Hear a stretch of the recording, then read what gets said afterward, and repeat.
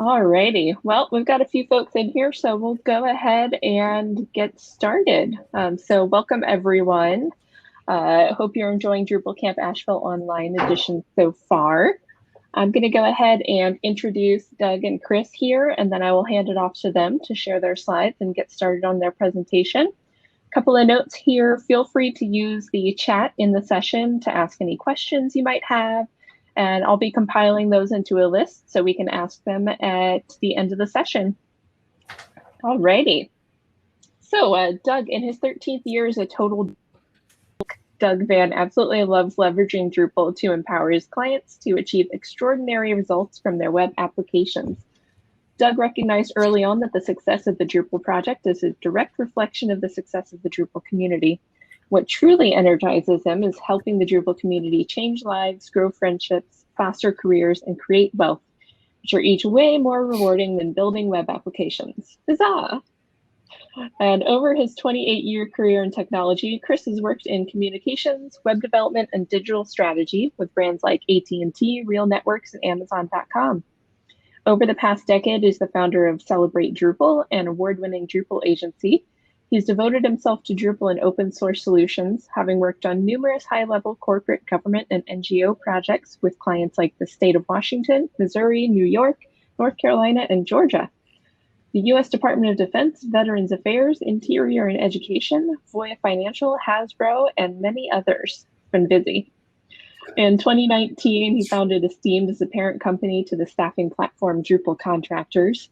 And Esteemed is a new type of staffing service catering to employers seeking to connect with pre-screened digital professionals in hard-to-hire niches like Drupal, WordPress, React, e-commerce, and more. Operate platforms for Drupal and WordPress with more categories in development. Through a combination of humans and technology, pair employers in need with talent they can rely on. And so that's a great intro to this session as well, since we're talking about freelance opportunities. So session freelance, money grows on trees, but the branches are very high. And so I'm going to go ahead and turn it over to Doug and Chris. I'm going to turn off my video and we will get rolling here. Yay, thank you, Kelly. Thanks, Kelly. And I'm waiting for the share screen option to become valid for me. It is not yet. Oh, now it is. Awesome. There we are. Tell them what we're doing, Chris. We're freelancing, Dougie. We're doing it. Making money. What else? So we all realize that it's a tongue-in-cheek thing to say money grows on trees. But if it did, the branches would be high. But they're not too high, so the wind blows right. You catch some. We'll get you through those obstacles. We've already had a nice introduction to myself and Chris. I was afraid my introduction was too long. Chris proved me wrong. That was a great. Dougie, yeah, Kelly says we can expand the slides to 100% if necessary. 100%. Yeah, that's my full screen. Oh, you mean like as opposed to the 2x2 grid? Yeah, we can double click it, I guess, or something. There we go. Okay, yeah, good call. Okay, click twice to minimize. So and now it's big. Okay, I got it. Thank you, Kelly. So why freelance? Clearly, we want to make some more money. Nice. You want to work on some bigger projects. Maybe you're the in-house Drupal person for an operation, and maybe you're bored with it. You want to work on bigger things like the things you hear about. Maybe you do want to quit your day job. Maybe your goal is to make enough money to replace that. Controlling your schedule is kind of a nice idea. Maybe you want to build a brand or a team and have a full-blown shop. That's awesome. And of course, making more money is always a motivation as well, as some would say. So whatever your motivation is, freelancing is a smart thing to do. But a freelance is a business. No matter what kind of business you do, it's still business. Freelancing is business. But how do we do it? Chris, you want to take a few on this slide? Sure. I mean, once you decide you want to be in business. Firstly, I think it's definitely not for everybody, right? Some people just enjoy having a job, and if that's not you, maybe that's why you're here with this talk. Doug and I kind of went back and forth about some of the different advice that we'd want to offer to people. But, there definitely are a few different types of formation structures for your business. The most simple is the sole proprietorship. Got a social security number. You can basically pay your taxes against that. You don't need a darn thing. You just, turn out your shingle. You're ready to go. Set up your bank account so that you're not commingling your funds, and you're good to go. Con there is there's no protection and from personal liability. So something goes wrong, you're on the hook personally, which literally I cannot emphasize enough could destroy one's life. Something goes wrong that's expensive, literally they say you owe me $1 million. No kidding. And so liability, limited LLC, this is going to give you what's called a corporate veil. There are some fees to set up. It's going to say whatever, somewhere between $400 to $700, depending on how who you have do it for you. It does give you again that limited liability. Honestly, it's not foolproof, but it's a heck of a lot better than being in a sole proprietorship. You want to go to the next level. You start bringing on a couple of partners, etc. Things get a little more complex. You want to look into some different more beneficial tax deductions, etc. You could also change your LLC to elect to be filing as an S corporation, which kind of is a simple corporation. I'm not sure that the S actually stands for simple, but you're making over $100,000 a year. You've got deductions. You can easily do this as the site says. It's basically just an election that your account sets up for you, and again features the same liability and corporate veil. We threw in C Corp there because if you start taking on investors, things like that, then you want to go to a different way to a conventional corporation. Yeah, that's right. You're limited to only 100 investors in an LLC. And we didn't say this at the outset, but neither Chris nor myself assume or presume to be your attorney, your accountant, or your business advisor, financial advisor. These are all things we've learned the hard way and sometimes the costly way. So you're benefiting from some of the pain we have experienced. And we still make mistakes. So I've got a couple painful things I have right now. But so yes, do consult licensed and qualified persons to before you make your decisions. We want to give you some information and share some experiences we've had. So you can stay a sole prop. If you do some work, they give you a 1099 to your SSN, as Chris said. But you're liable for things. So get an LLC going. It's really cheap. S Corp requires articles of incorporation, mission statement, etc. So it's a little more involved. My company, Synaptic Blue, is an S Corp, but only because I've had it for quite a while. The checklist. This is actually, Chris, you did a lot of this one. Go ahead and take this one too, please. Sure. Excuse me. So, I love to work at home. Absolutely love it. Try to put me anywhere else, I just absolutely start complaining immediately for every reason I can think of. So it's great for me. I have kids, don't care, I'll go work out in the yard if I have to, whatever. Now they're getting older. So, everyone's got their own challenges. And no matter what it is, what they might be, you definitely need to make sure that you are actually capable and set up to work at home before you're like, yeah, I'll take that job. Sounds good. Or I'll take that project. I can do it, right? Because you may think you can do it if you worked at an office and you were a Drupal developer and now all of a sudden, you want to go out on your own, but that may not in truth be real, if you are not experienced with working from home or, in other cases out at a co-working space or something to that effect. I want to inject one thing. Go ahead. My wife and I both work at home. She's a certified Salesforce developer and I'm the Drupal guy. But we had problems with our internet once in a 3-week span, 2 days.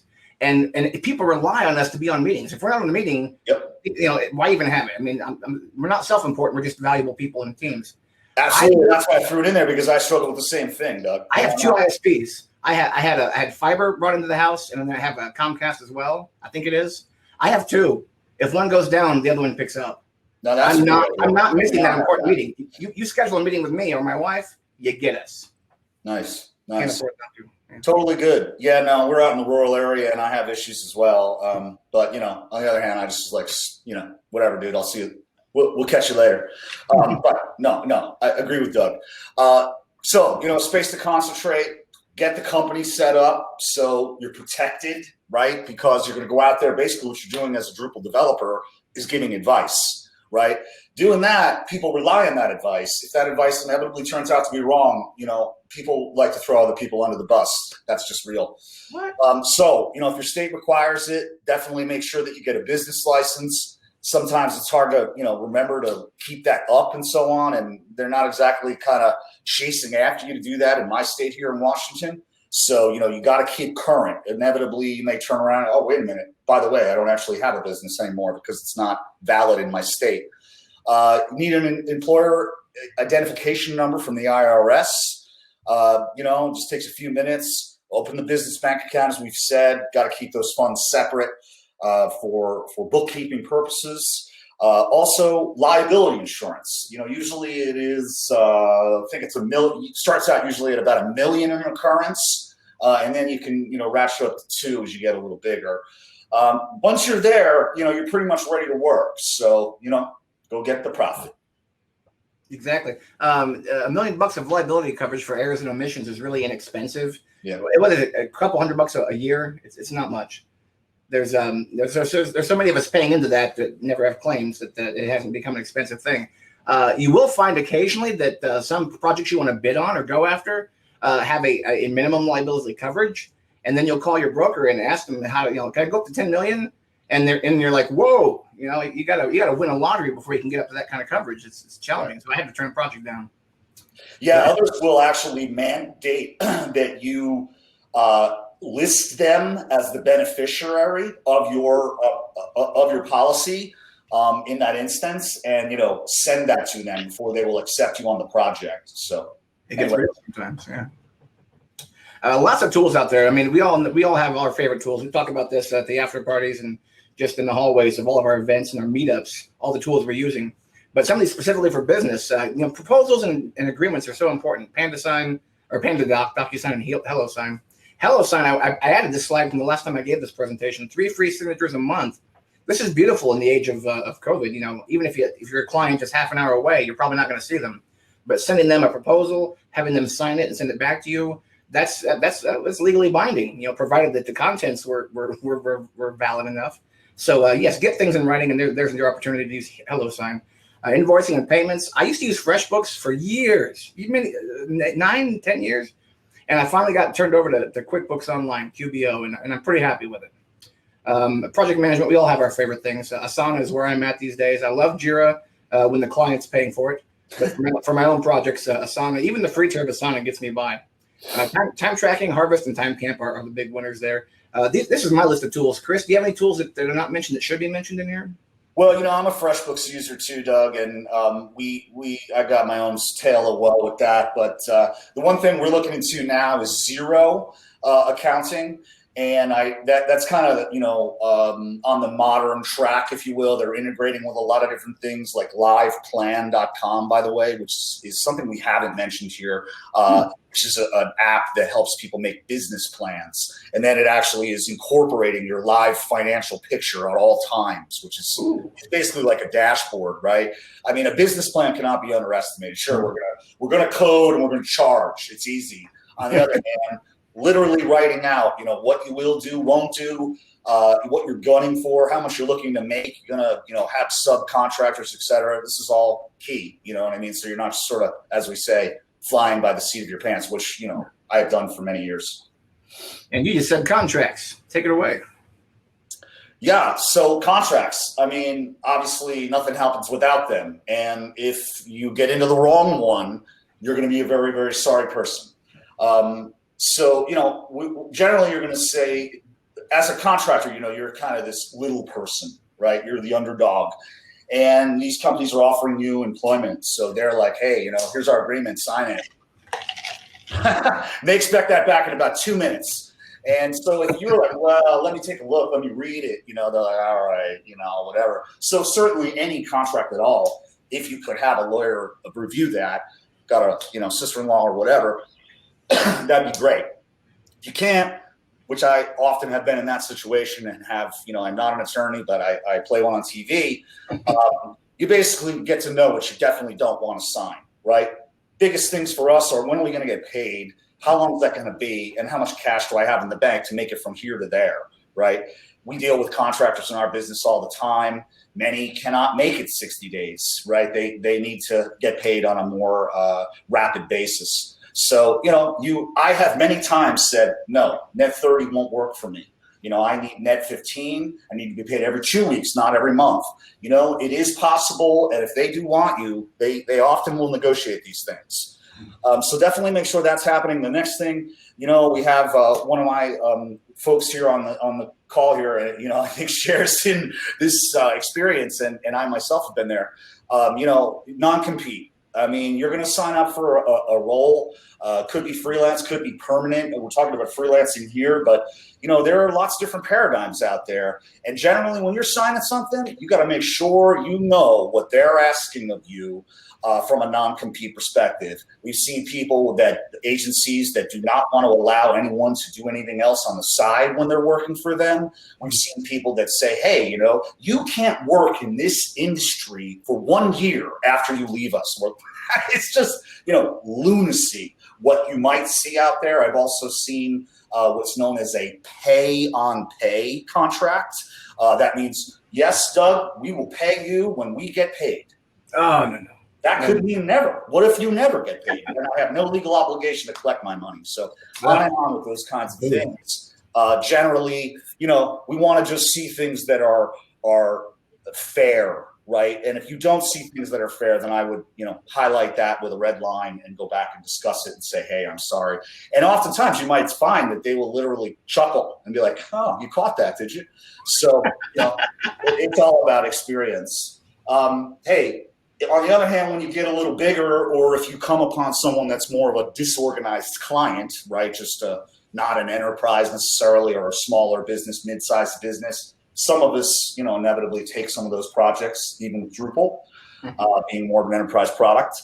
But hey, you put your own agreement together and you make sure it says all the things you want it to say. I want to get paid like this. I get paid weekly. I get bi-weekly. I get monthly, whatever it is that works for you.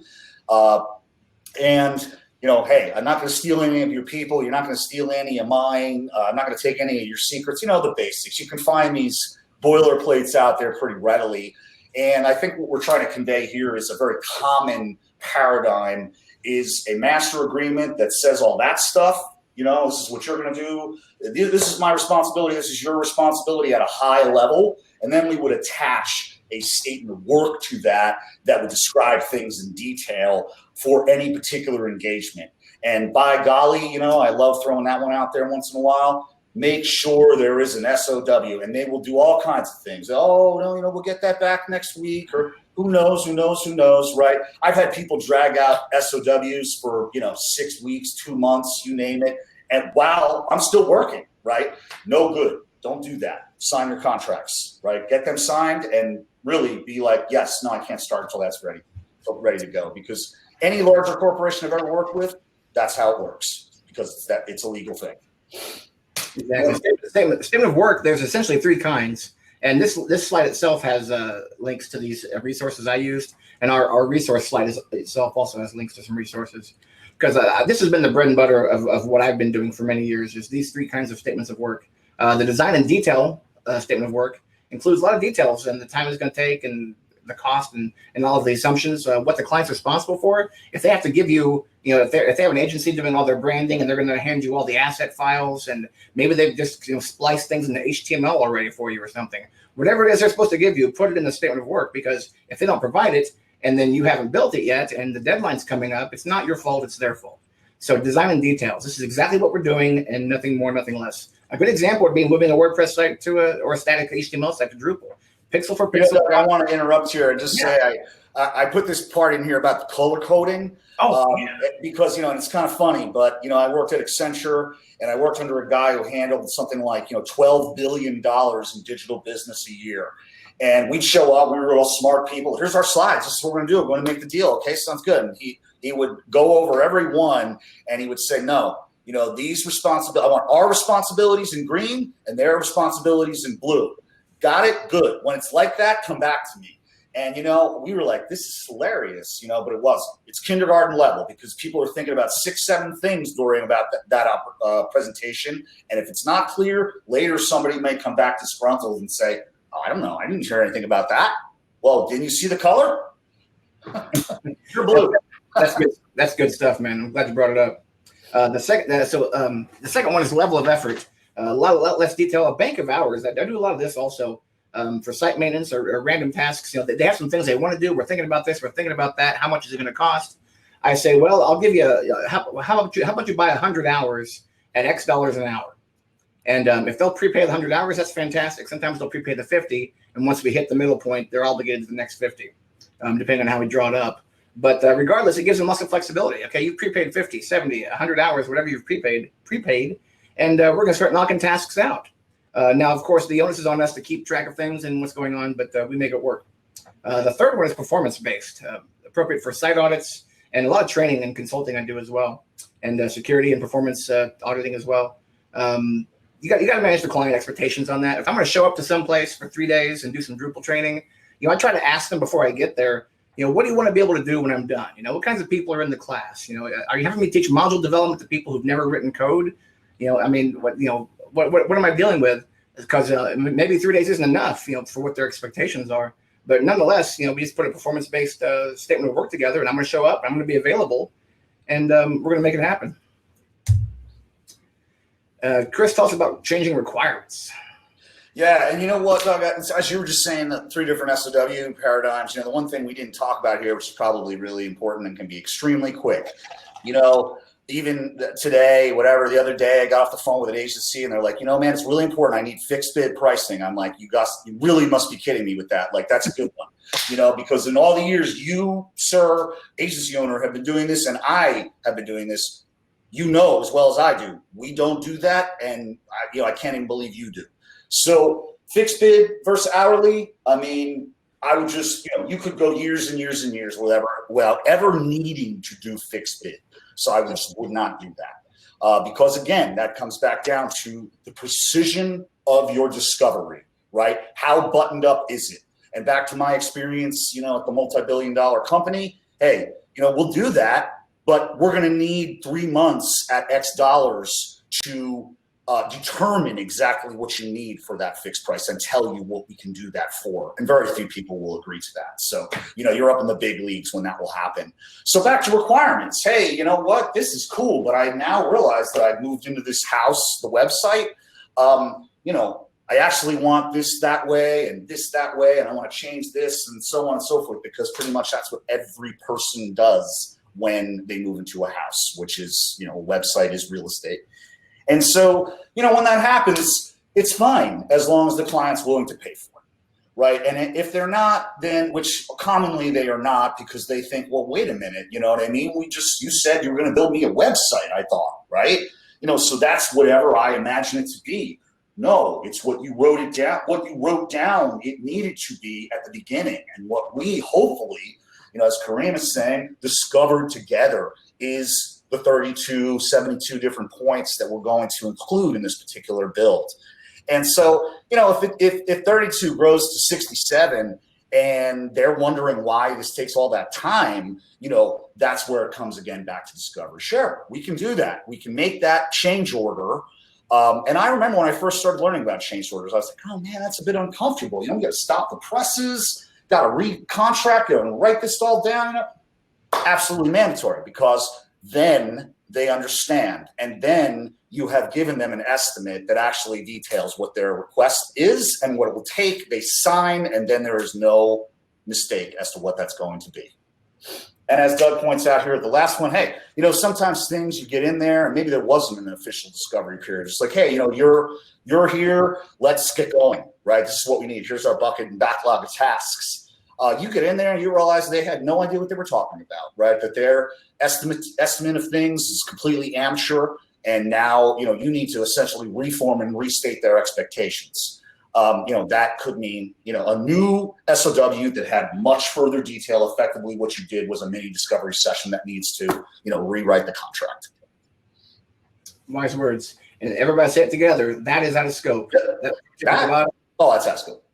You got to do it. All right. Let's go. Money and taxes. Okay. Hey, everybody left. No, you're still here, hopefully. Money and taxes. Pay attention. Staying current on your business and personal taxes is one of the most important elements and common pitfalls new freelancers struggle with. We know this. So a couple tools to help you get that done is pay for all and only business expenses out of your business account. Whether you're sole prop, LLC, or S corp, you want to have, of course, a separate business account that you do everything with. And don't pay your rent or gas up your car with your business card. If all you have on is your business cards because you loaned your personal card to your kids, happened to me. You got to do some paperwork to get that moved around, so it doesn't look like you're just taking money out of your business for no reason. So you got to be very careful. So I like Aslo. Aslo is a fee-free account, online bank. No checks are allowed, but ACH transfers are free. I love Aslo. I really do. I have a debit card for it when I need it. Pay yourself through ACH or writing a check. I do that through Aslo. So I have all my clients put the deposits into Aslo directly, and then I just transfer money over and call that a net. And I have my accountant run a payroll net because on an S corp you have to. So yes, and that's the third point. As an S corp, you have to pay yourself a payroll. I was confused on this years ago, and the Fed put me straight in a harsh way. But so I cannot just keep taking dividends or withdrawals or what have you. I have to actually pay myself a payroll properly. So I do. So my taxes are paid every time. I'm allowed to do both, actually, which is one of the benefits of an S corp, either LLC taxed as an S corp or an individual S corp. I can have a draw as well as a payroll, and they're taxed differently for good reasons. And you can read more about that online. Yep. I try to avoid PayPal and Venmo with clients. I use Code Mentor. I make some money on CodeMentor.io. And they were paying my PayPal, and my accountant was like flipping out, like, "Come on, man, tell me to stop doing it." And I didn't, and I finally did. It's just confusing. Personal savings account for quarterly estimated taxes. The state of Indiana won't take my taxes on a regular basis. They insist on getting it towards the end of the year as an estimation. So I have a savings account. So I have my as well as my business account. I have a separate account with another bank. I think it's Ally. Is that what I use I just throw some money in there that I know the amount that I know that's going to be towards the state for my payroll every other Friday. And we talked about draws a little bit. And if I didn't mention it, pay your quarterly estimated taxes, especially on an LLC. But pay your taxes, period. You have to.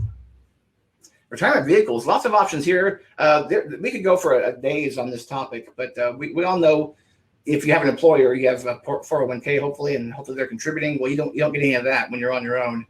You can still have a traditional IRA or a Roth IRA. As we know, the pre-tax contributions get taxed on a payout, and the tax contributions don't get taxed on a payout. So I'm a bigger fan of the Roth. The SEP, the simplified, oh my word, I forget what that one stands for again. I don't have one of these. Higher contributions is what it stands for. Yeah. SEP? Yeah. Oh, it stands for higher contribution limits. 57K last I checked. Roths are somewhere in the 7,000, I think. SEPs are 57. Solo 401k was 19 or something, I forget. But they all have their limitations and what have you. And then if you do max those all, because if you're doing so well, you've just maxed them all out, then taxable brokerage accounts are there for you as well. And there's no penalty on drawing those, at any random time. So lots of options. Look into those. I think the one thing that I want to make clear, Doug, in all this is that, the SEP, your contributions absolutely definitely need to come from the business, right? Mm-hmm. So you could indeed have a personal Roth IRA, traditional IRA, and an SEP. So, you put in a bunch of tax deferred money. And of course, if anybody's not, aware of the realities of compound interest, go Google that up, because tax deferred compound interest is one of the most beneficial things that we have in this country to build wealth. Absolutely. Couldn't say it better.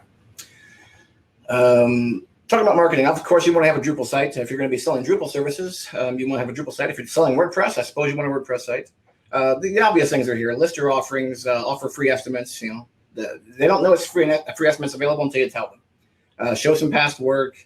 Make sure your contact form works. I transferred hosts years ago, like 2008 and 9, and I didn't know that my new host did not have a mail transfer agent operational on the server, and I was getting no mail. And all I had was the core contact module. I was not using web form at the time, so there was no storage of those emails on the site.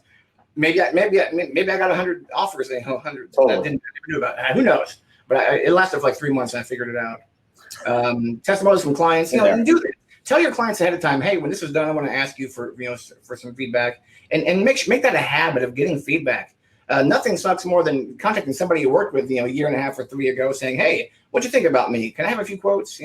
try to get those in real time with the people Yeah. before they change companies. And writing guest blogs, Chris, who's accepting guest blogs that you know? I think we are, and we pay for it. Oh, Esteemed, and you pay for them. Well, there you go. Pays. We're going to make these people some money one way or another, Chris, if we keep this up. I heard the pricing is. I heard we're generous too, actually. Well, the rumor is the bloggers. Yeah, we've heard this somewhere. It must be true that Esteemed will pay for some blog posts. So go for that. And of course, if you're not a proud Drupal Association member yet, become one, and then proudly show that badge on your website. I will confess, I have a personal membership. I've never really birthed my synapticblue.com site. I'm known as DougVann.com more than anything else. But if I ever stinking launch that thing, I'm gonna have to put the guy start buying in for the what's that called? The what's the badge called? That's not personal. I think it's corporate supporter. Yeah, something like that. So, and be giving over here with your time and money. When you go to meetups, after a couple times going to the Python meetup or whatever it is you're going to, the AWS meetup or the React meetups, go to lots of meetups and offer to buy pizza and do a session on, hey, this is what Drupal and React have been doing lately. Do that at the React session. Just offer to buy the pizza while you're there or something. Be visible. Start a meetup, lead a meetup. Offer to build a site for a nonprofit. Present at events, of course, like Chris and I love to do. Present at cons and meetups and what have you. And even non-Drupals. Again, like I said, if you know a thing about React and Drupal, go to the React meetup and tell them all about us. Be giving of your time. Blog, make videos, etc. Assist in the Drupal issue queue, mentor others. We got to grow the community. I use modules today that were created by people that joined because I introduced them to Drupal. I'm like, that's awesome. I didn't write that module, but the person I introduced did. I'm planting my future today. Yeah, and all the good stuff's there. Moving on. Talk about some networking, Chris.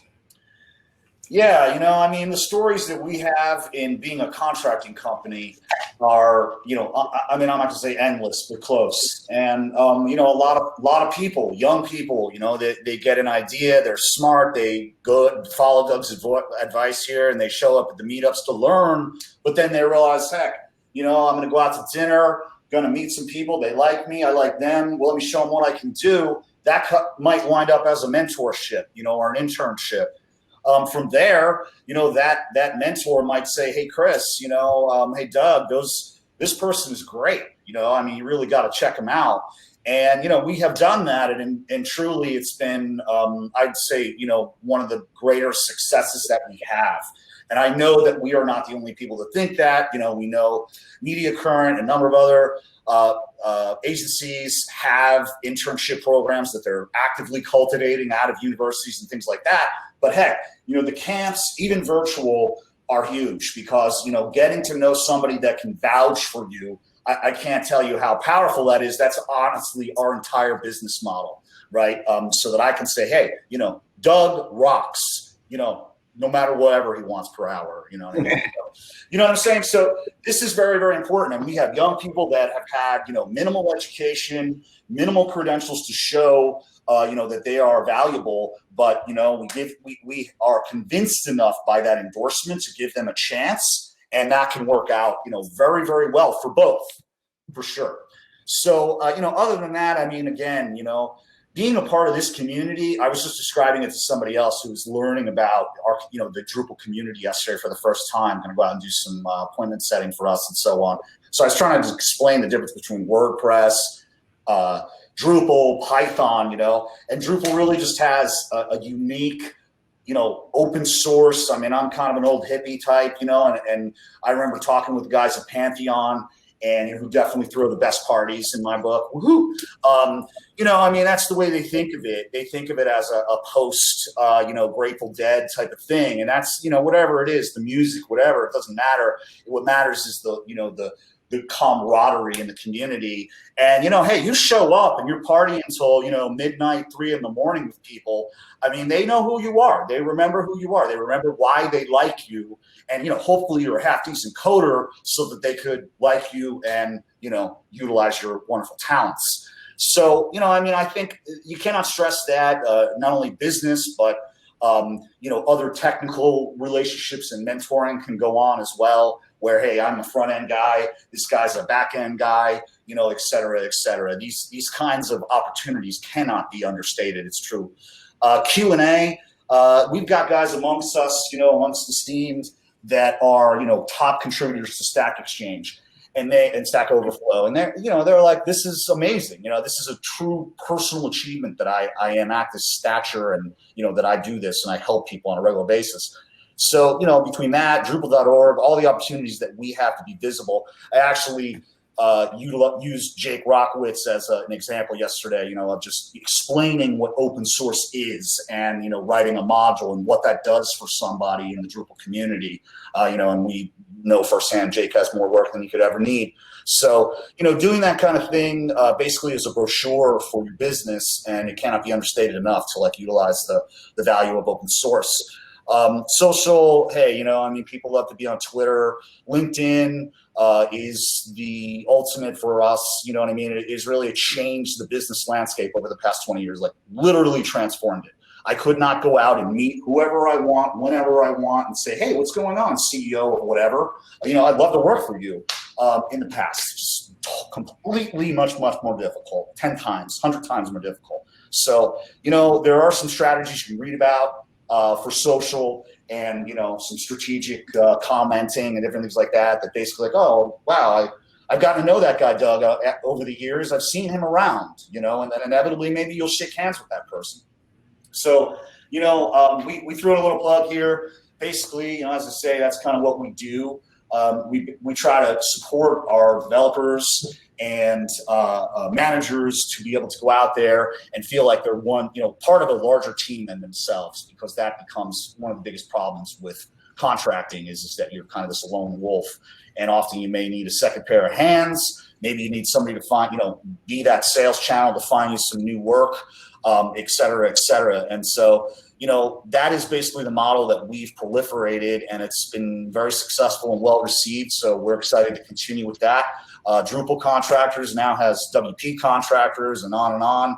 And that's what we do. We basically just go out there and, let people know, hey, we've got this great engineer, Tyler Ashbaugh, and he's looking for some work. Do you need anybody? And that's about it. And Tyler's, coding away while we're doing that. So it's helpful to people in that way. In the description of this session, I put the words "how to get gigs." This is the "how to get gigs" slide.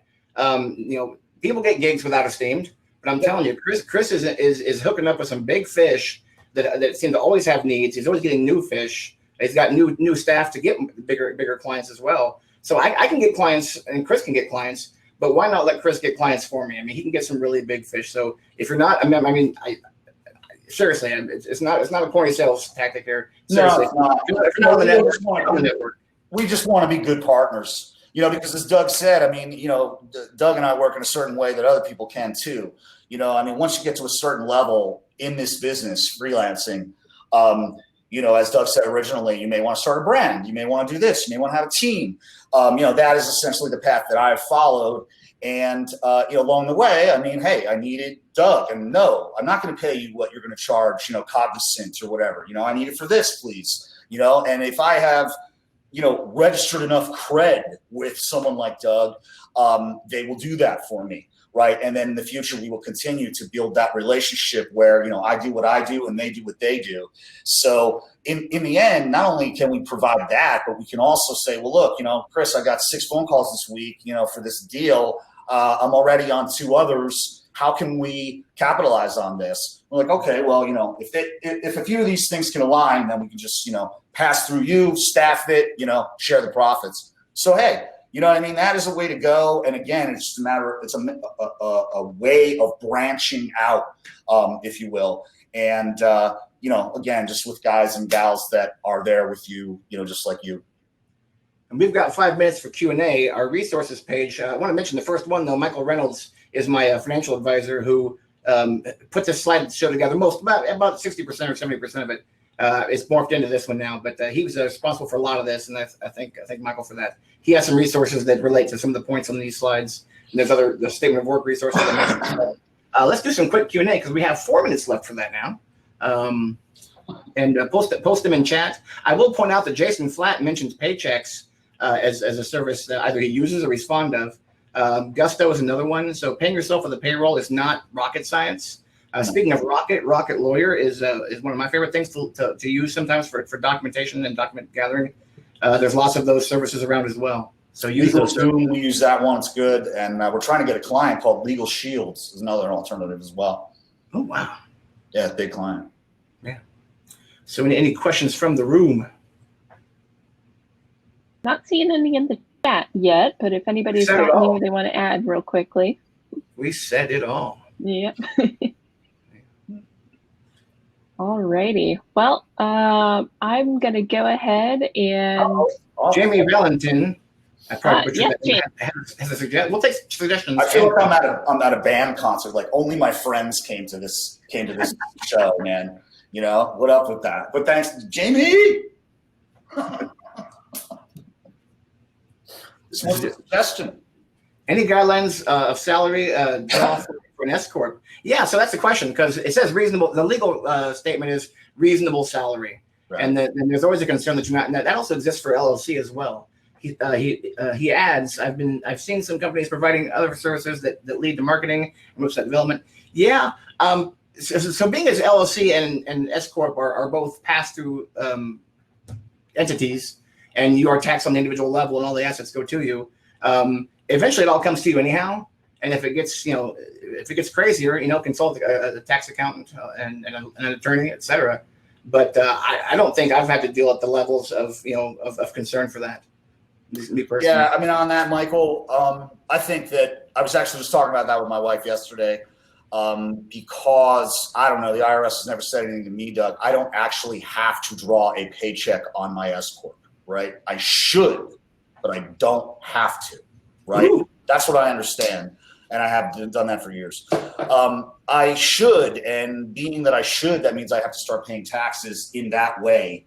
So essentially what it comes down to is my recommendations, pay yourself out of your company if you can afford to, what you need, and only that, right? So, whatever your household expenses are, pay it that way, because in the other, by taking your draw, right, or your profits from that, and by the way, like your business shouldn't make any money at all, right? In these types of paradigms, right? Like business should never make a dime.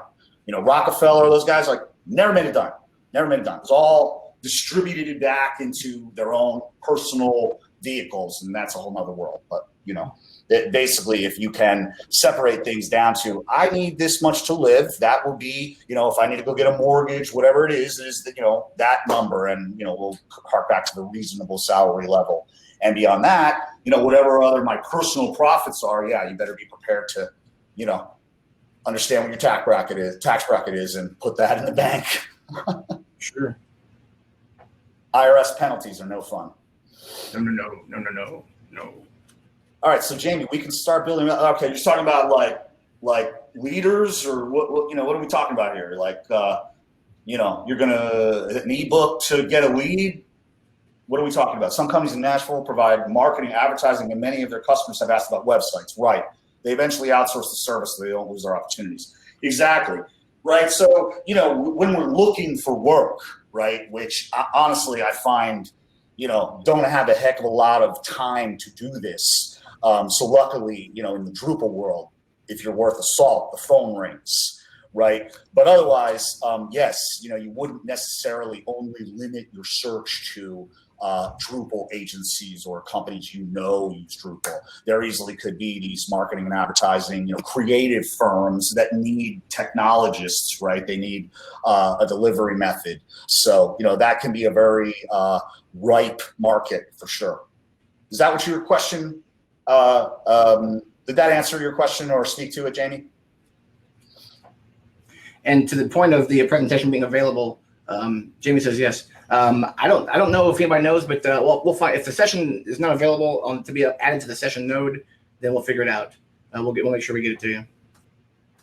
And it might take a couple of weeks, but we will be getting this up on the Drupal Asheville YouTube and hopefully Drupal.tv as well.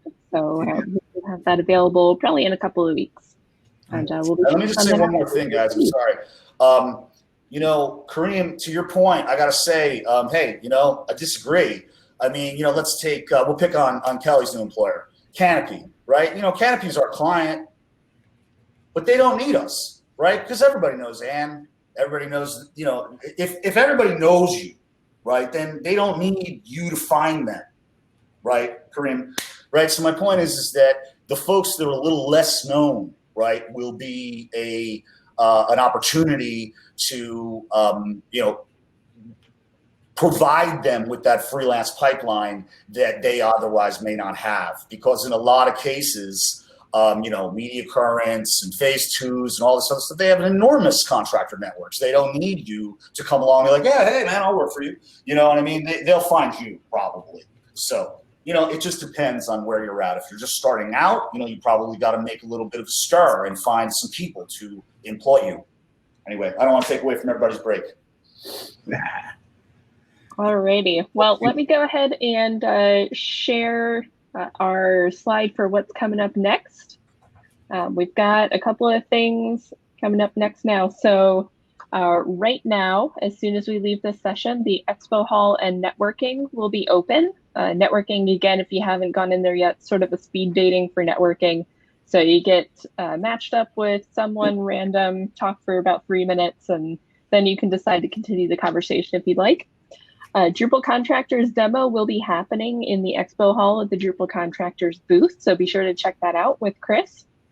And then at 2 p.m. Eastern Daylight Time, we're going to have our next featured speaker on the stage. This will be Carrie Fisher's Accessible Images When It Matters Most, so be sure to check that out.